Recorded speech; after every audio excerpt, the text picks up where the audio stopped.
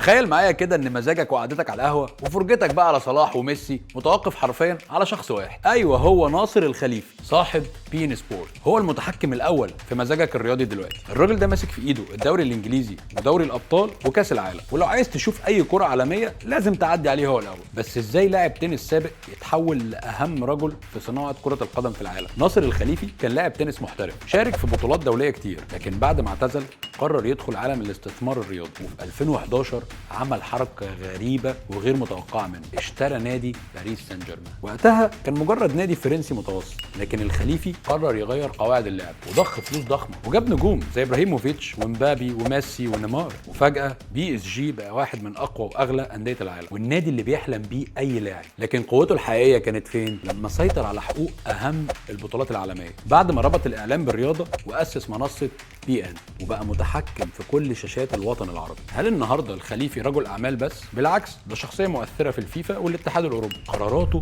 بتاثر على مئات المليارات في سوق الرياضه العالمي. لكن هنا سؤال مهم، في ظل انتشار المنصات الاونلاين زي نتفليكس ويوتيوب، تفتكر منصه زي بي ان ممكن تستمر بنفس القوه؟ ولو انت مكان ناصر الخليفي هتعمل ايه عشان تحافظ على مكانتك في المستقبل؟ اكتب رايك في كومنت دلوقتي، وابعت الفيديو لاصحابك اللي نازلين مع بعض على القهوه تتفرجوا على الماتش.